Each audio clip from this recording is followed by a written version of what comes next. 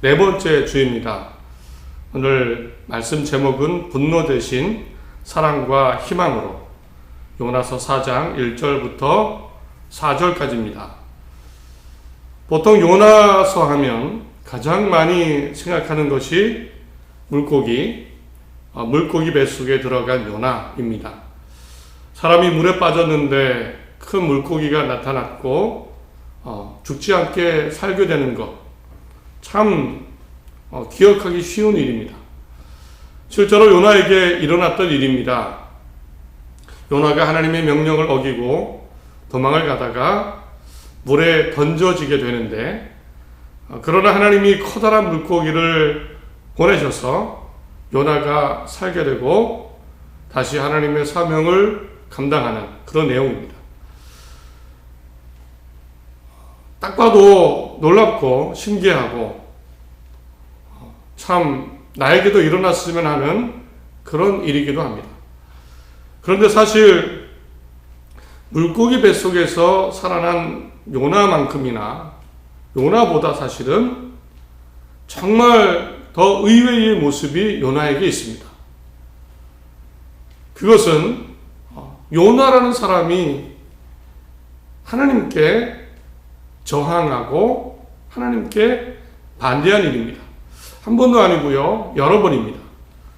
구약시대에 하나님, 신에게 대항하는 것, 하나님의 뜻에 반대를 이야기하는 것, 정말 드문 일입니다. 더군다나 한 번도 아니고 여러 번 하나님께 반대하고 대들고 하는 모습은 성경에 찾아보기가 어렵습니다. 요나서의 어쩌면 가장 특이한 점은 요나가 하나님께 대들었다. 도대체 요나라는 사람이 하나님과 대화하면서 하나님께 반대했다. 정말 드문 상황, 놀라운 일입니다. 사실 요나는요, 죽기 살기로, 무엇 때문인지 죽기 살기로 하나님의 말씀에 반대표를 던졌습니다. 하나님 그거 아닙니다. 계속해서 하나님의 뜻에 저항합니다. 저는 그거 받아들일 수 없습니다. 첫 번째 장면은 1장에 나옵니다. 하나님께서 처음으로 요나에게 너 니느웨 성으로 가서 하나님의 뜻을 나의 뜻을 전해라. 1장 2절과 3절에 너는 일어나 저 큰 성읍 니느웨로 가서 그것을 향하여 외치라. 그 악독이 내 앞에 상달되었음이니라 하시니라. 그러나 요나가 여호와의 얼굴을 피하려고 일어나 다시스로 도망하려 하여 하나님이 직접 나타나셨고 니느웨로 가서 죄악이 하늘에 사무쳤다 라고 외치라고 하셨습니다. 그러나 요나는 이 말을 듣자마자 정반대편 욥바로 내려갑니다. 그 항구에서 이리저리 살펴서 다시스, 지중해 끝자락 지역입니다. 끝자락 도시, 아주 반대쪽 다시스로 가는 배를 탑니다. 도망을 친 거죠. 원어 성경에는 배값을 지불하고 아주 돈까지 주고 의도적으로 도망을 친 겁니다. 심지어 풍랑이 일어났습니다. 하나님이 풍랑을 일으키셔서 그 배를 막으셨는데, 이때 요나가 뱃사람들에게 이렇게 얘기합니다. 1장 12절을 보면 나를 들어 바다에 던지라. 그리하면 바다가 너희를 위하여 잔잔하리라. 요나는 나 때문에 이런 일이 벌어지는 것, 하나님이 이런 풍랑을 일게 하신 것을 알고 있었습니다. 반대로 도망가는 것, 하나님이 원하시지 않는 것 당연히 알았습니다. 그런데 그는 차라리 나를 바다에 던져라. 죽는 한이 있어도 하나님의 뜻에는, 하나님 말씀에는 반대표를 던진 겁니다. 반대입니다. 두 번째는 사정에 나오죠. 요나의 반대, 대항, 저항. 물고기 뱃속에 들어간 이유입니다. 다시 살게 된 이유. 오늘 2절 3절 읽어드립니다. 여호와께 기도하여 이르되 여호와여 내가 고국에 있을 때에 이러하겠다고 말씀하지 아니하였나이까. 그러므로 내가 빨리 다시스로 도망하여 싸우니 주께서는 은혜로우시며 자비로우시며 노하기를 더디하시며 인애가 크시사 뜻을 돌이켜 재앙을 내리지 아니하시는 하나님이신 줄을 내가 알았음이니이다. 여호와여 원하건대 이제 내 생명을 거두어 가소서. 사는 것보다 죽는 것이 내게 나음이니이다. 요나가 도망가다가 말씀드린 대로 지중해 바다에서 하나님이 보내신 큰 풍랑으로 바다에 던져지는데 하나님이 물고기를 보내셔서 살게 되고 그때 정말 다시 정신을 차립니다. 그런데 그 다음입니다. 이제 다시 니느웨 성으로 가서 실제로 사람들에게 회개를 외쳤습니다. 그러자 니느웨 사람들이 정말 회개를 합니다. 사람이나 짐승이나 다 금식을 선포하고 제위에 앉아서 진심 어린 회개를 합니다. 그러자 하나님께서 그들을 용서해 주신 겁니다. 살려주신 겁니다. 그리고 바로 이때입니다. 이때 다시 하나님께 대듭니다. 아니 하나님, 내가 처음에 이렇게 될 거라고 말씀드리지 않았습니까? 사실 그래서 도망을 간 겁니다. 이런 일이 벌어지는 것, 실제로 이들이 용서받는 것, 이것을 보니까 차라리 죽는 게 낫습니다. 내 생명을 가져가 주십시오. 하나님께 대항입니다. 대항한 겁니다. 참 놀랐죠. 그 구약시대에 요나라는 한 사람이 하나님께 반대를 하고 대항을 합니다. 말싸움을 합니다. 그리고 차라리 죽는 게 낫습니다 라고 하나님 앞에서 얘기합니다. 죽는 것도 개의치 않은 그런 상태입니다. 세 번째로 이제 요나는 심지어는 하나님의 뜻을 바꾸려는 생각까지 합니다. 바꾸려는 생각. 반대를 넘어서 이제는 하나님의 생각을, 결정을 바꾸려고까지 합니다. 하나님이 니느웨 성을 용서하셨죠. 그러자 요나는 그 성을, 니느웨 도시를 떠나지 않습니다. 대신 산으로 올라갑니다. 산으로 올라가서는 초막을 짓고 그 니느웨 도시가 이제 멸망하기를 바라는 생각으로 도시를 바라보고 있습니다. 하나님이 용서하셨어도 나는 아니다. 하나님 결정을 바꾸셔야 됩니다. 이제는 적극적인 대항입니다. 대항. 하나님 이건 아닙니다. 이때 하나님이 박농쿨을 자라게 하시죠. 햇빛을 가려주셨습니다. 그러자 조금 기뻐합니다. 그러나 하나님이 벌레를 보내셔서 결국 박농쿨이 말라 죽게 하십니다. 햇빛이 다시 뜨겁게 내리쬐입니다. 요나는 그때 다시 또 이렇게 얘기합니다. 4장 8절에 요나가 혼미하여 스스로 죽기를 구하여 이르되 사는 것보다 죽는 것이 내게 나으니이다. 또 다시 죽음을 이야기합니다. 죽음을 이야기합니다. 이렇게 보면 요나의 하나님에 대한 저항과 반대, 하나님의 결정까지 바꾸려는 그 행동들, 감정, 상태, 사실은 죽어도 상관없을 정도로 100%였습니다. 죽음도 개의치 않으니까 하나님께 반대를 했겠죠. 하나님, 이거 아닙니다. 하나님, 바꾸셔야 됩니다. 하나님의 말씀이나 하나님의 뜻이나 결정이나 무엇 하나 받아들이지 못할 정도로 요나는 그런 행동을 보이고 있었습니다. 참 이상하죠. 이제 객관적으로 요나의 모습을 살펴보겠습니다. 평가해 보겠습니다. 아니, 요나의 행동이 정상적인가요? 아니, 도대체 무엇을 위해서? 정의와 선을 실현하기 위해서?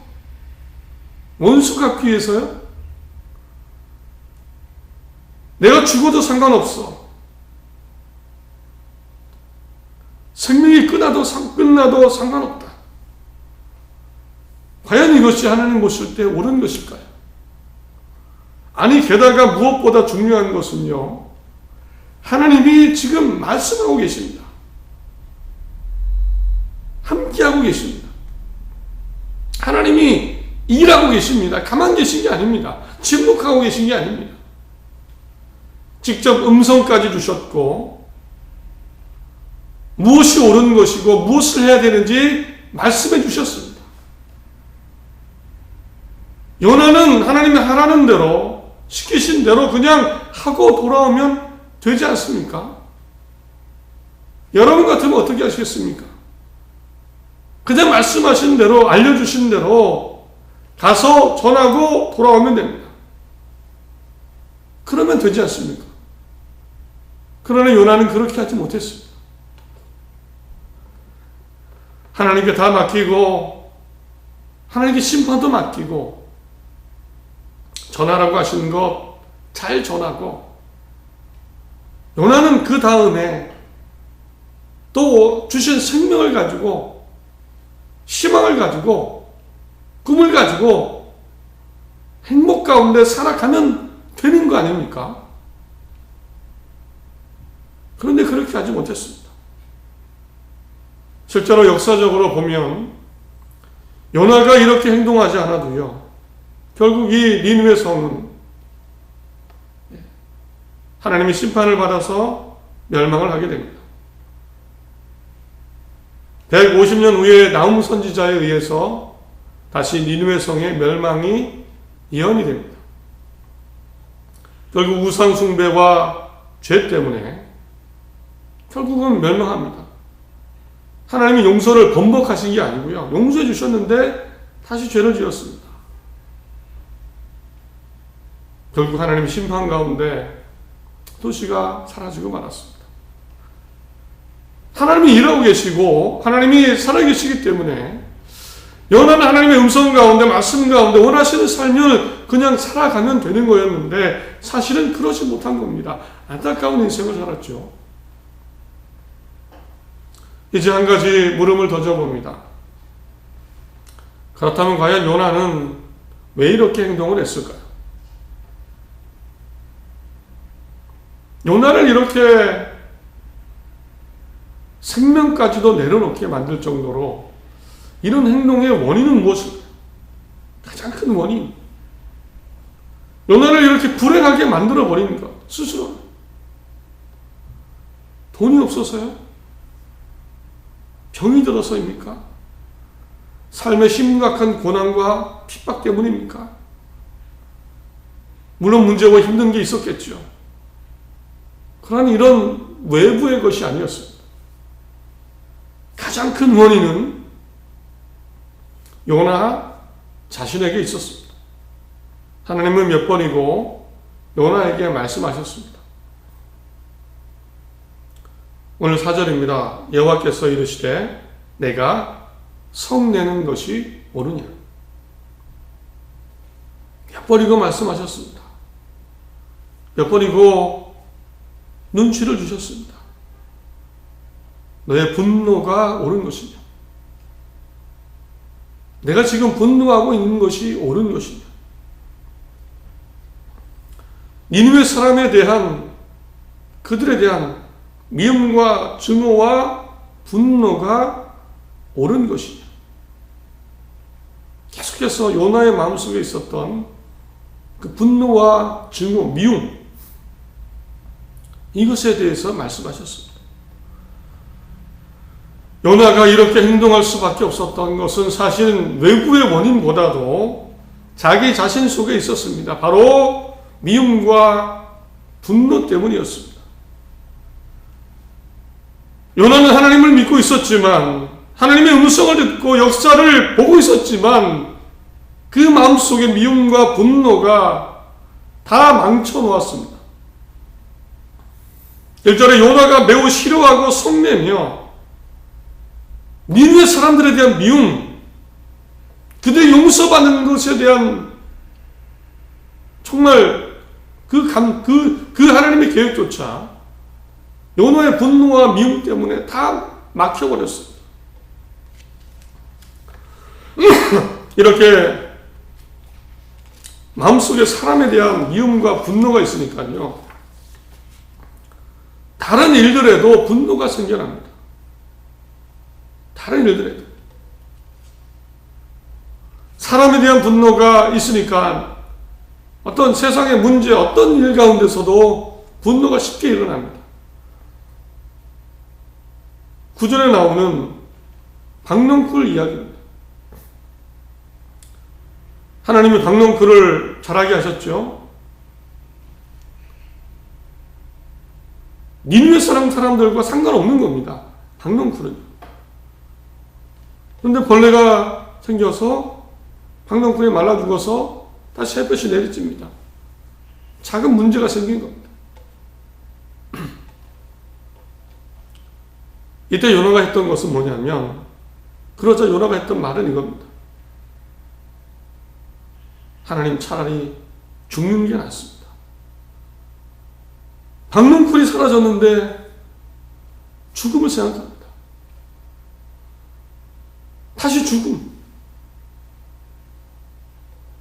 이제 요나는 하나하나 문제가만 생겨도 그 분노가 분노를 일으키고 살고 싶지 않다, 이런 생각까지 하게 된 겁니다. 사람에 대한 분노가 세상으로 커지고 작은 문제가 생겨도 스스로를 죽음으로 내놓는 그런 상태가 되어버린 겁니다. 그래서 결국에 하나님에게까지 대들었던 겁니다. 믿음과 신뢰, 이런 거 다 상관없습니다. 분노가 너무 커지다 보니 하나님도 개의치 않은 겁니다. 요나의 불행한 삶, 행복하지 않은 것, 이것의 모든 원인, 가장 큰 원인은 자기 자신 속에 분노와 미움이라는 아주 부정적인 감정이었습니다. 이제 우리 자신의 삶에 대해서 생각해야 됩니다. 우리도요, 무엇보다 미움과 분노를 경계해야 됩니다. 우리 모두 기억했으면 합니다. 미움과 분노를 경계하고 이것에 대해서 우리를 지켜내야 됩니다. 지금은 시기적으로 더욱더 그렇습니다. 미움과 분노, 화, 증오, 이것이 쉽게 생겨나는 그런 시기입니다. 가장 가까이 있는 사람들과 부딪히죠. 가족에 대한, 어쩌면 배우자에 대한, 가까이 사는 위아래층 이웃에 대한,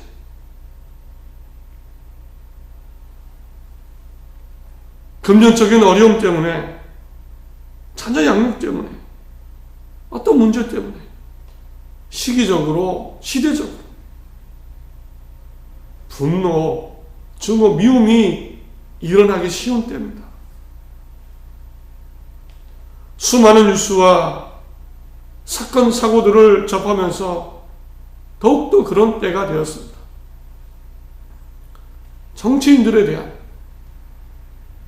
어떤 연예인에 대한, 죄 지은 어떤 사람에 대해서, 심지어 교회에 대해서도, 어떤 교인에 대해서도, 목회자에 대해서도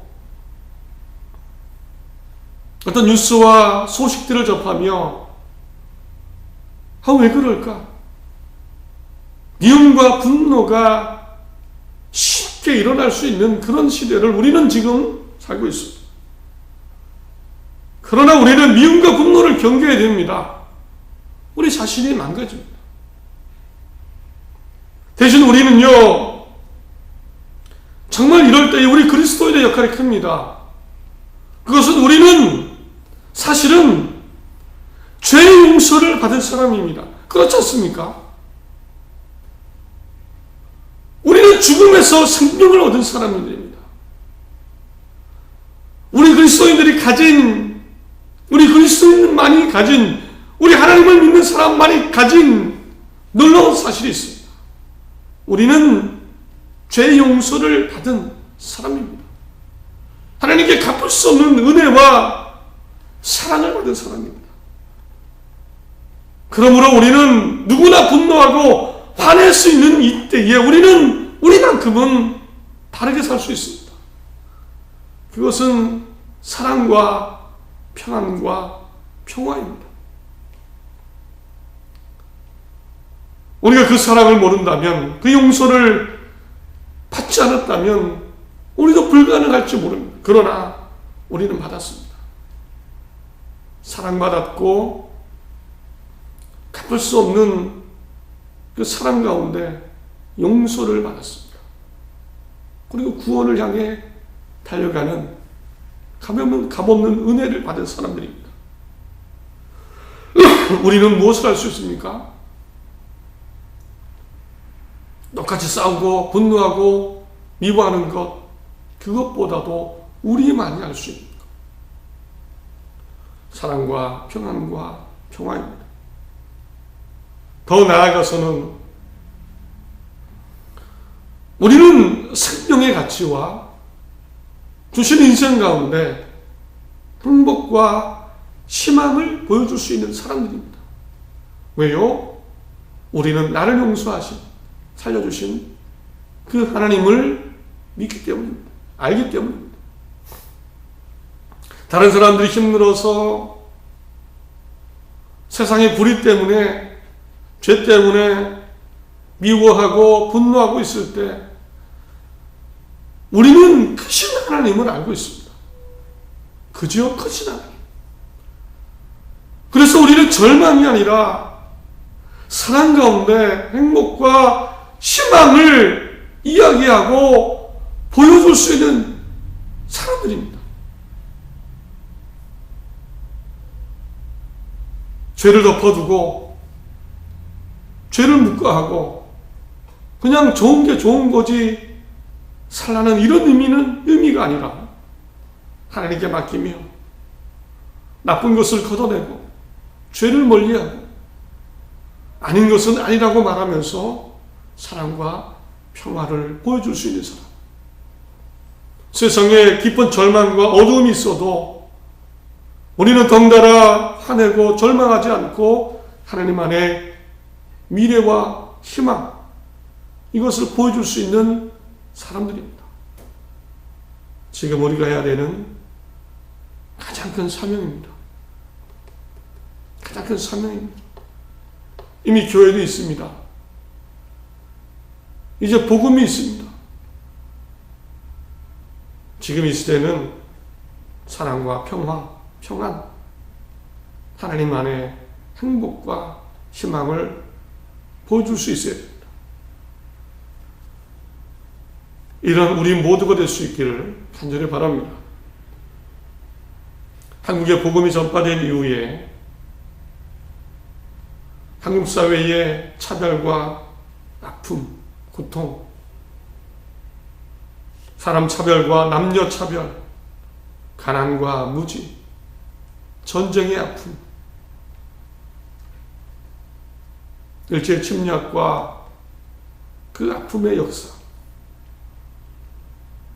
그 속에 사랑과 희망을 보여준 것은 바로 교회였습니다. 사람들이 절망할 때 희망을 외치는 것이 바로 교회였습니다. 교회가 보여준 가장 큰 것은 바로 사랑이었습니다. 그래서 사람들은 교회를 좋아했습니다. 아이들을 교회에 보내고요. 시골에서 도시로 올라오면 교회를 찾았습니다. 거기엔 사랑이 있었고 평화가 있었고요. 따뜻한 손길이 있었고 그 안에 하나님 안에 희망이 있었기 때문에, 진짜 희망이 있었기 때문에 우리에게 필요한 거 바로 이것입니다. 말씀을 맺습니다. 사람들은 얘기합니다. 왜 요나였을까? 요나가 사실 일을 잘하지는 못했지요. 그냥 가서 잘 전하면 되는데 요나 말고도 사람이 하나님 많으셨을 겁니다. 보낼 사람이 많았을 겁니다. 그런데 왜 요나였을까? 아니 도망치는 요나를 다시 잡아다가 허위를 시킵니다. 계속해서 저항하고 반대하는 요나를 끝까지 다독이듯 그렇게 요나를 지켜봐 주십니다. 왜 요나였을까? 저는 이렇게 다시 은혜가 됩니다. 하나님은 믿음도 있고 정의감도 있고 바르게 살려고 하고, 그러나 분노와 미움 때문에 불행하게 사는, 행복과 희망 없이 사는 요나가 안타까우셨을 것 같습니다. 안타까우셨을 것 같습니다. 화내는 게 옳으냐? 화내지 말고 나에게 맡기고 사랑과 평화로 희망 가운데 살 수 있지 않느냐? 요나의 마음을 바꾸어 주고 싶으셔서 굳이 요나를 보내지 않으셨을까? 이런 생각을 하고 역시 하나님이시다. 다시 은혜를 받게 되었습니다. 우리 모두에게 여전히 희망이 있습니다. 말씀하십니다. 미움과 분노 대신 사랑과 평화, 희망으로 살 수 있다. 올 한 해 여전히 어려움이 있고 다들 힘들다고 하지만 우리 이 좋으신 하나님을 다시 믿고 의지하며 사랑과 기쁨, 평화, 희망 가운데 우리 행복한 한 해가 될 수 있기를 간절히 소원합니다. 하나님께 맡기십시오. 가족 가운데 사랑과 평화를 이루어 가십시오. 세상 속에 웃음과 기쁨을 전하고 하나님의 희망, 내 삶을 통해 하나님의 희망을 세상에 전하는 복된 한 해가, 또 쓰임 많은 한 해가 다 되시기를 간절히 바랍니다.